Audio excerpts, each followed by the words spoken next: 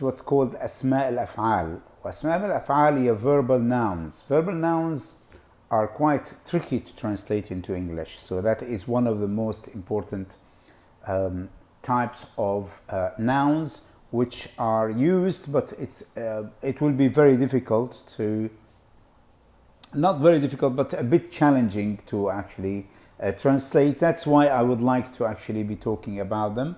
I'm not going to talk about a lot of them. I will talk only about some of them. But before I start talking about them, I would like to say about the word إياك. إياك أريد مثلا. إياك أريد. It is you that I want, or it is you whom I want. فإياك is also إياك so sometimes it might mean be careful. But here, of course, it is you when we say إياك. Let's move now أسماء الأفعال, how we translate them. I have a list here for you to have a look at and follow with me the list that we will be talking about, which is أسماء الأفعال and their equivalent here. Of course, there is the word صه يا علي بمعنى اصمت. We can say be quiet, we can say shh, but of course in Arabic you say you don't say shh, which is very much English. In Arabic you say s, but in English you say shh. And the word amin means istajib, means answer, or answer my prayer. Please answer my prayer. Amin. Of course, it's answer here. Please answer my prayer, not ask my prayer. It should be answer my prayer. Okay. And then حي على الصلاة بمعنى أقبل. حي means come to pray. Come to prayer or come to pray. Both can work well here. So the word hayya means come to. And then we have hayya means come on or hurry up, meaning asra, be quick or go quickly, or that will be also hayya. Also hayya, so sometimes let's go, it can be also hayya.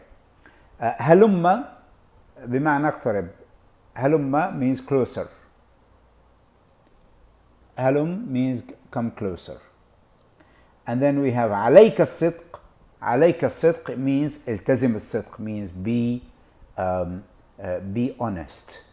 You have to be honest. So إلزم الصدق بمعنى إلزم الصدق. When we translate it as be honest. إليك عني means ابتعد عني. This is away from me or keep away. That is another.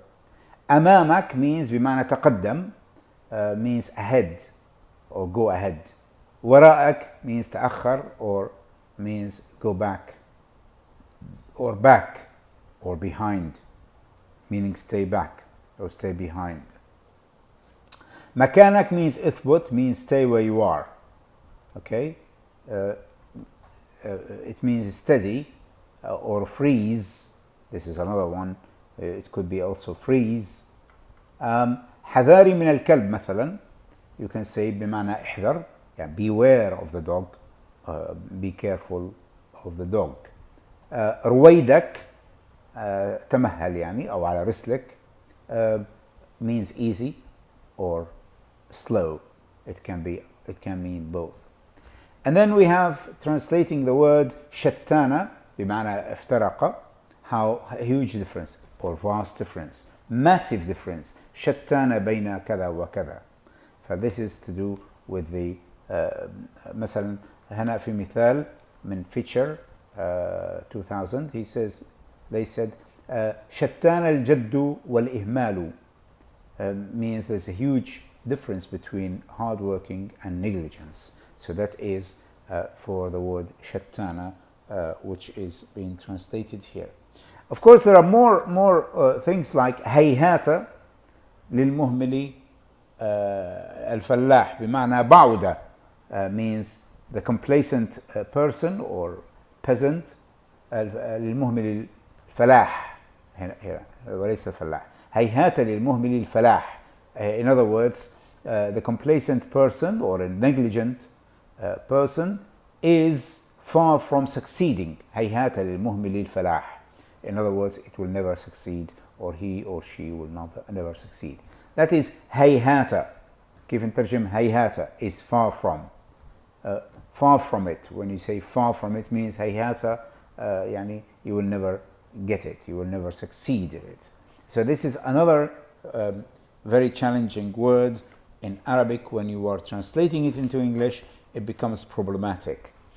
Also the word often, which is fa or and it means grumbling or being or whining, and that is when you are تتضجر, when you are getting a bit you are whining or grumbling and you're not very happy about something.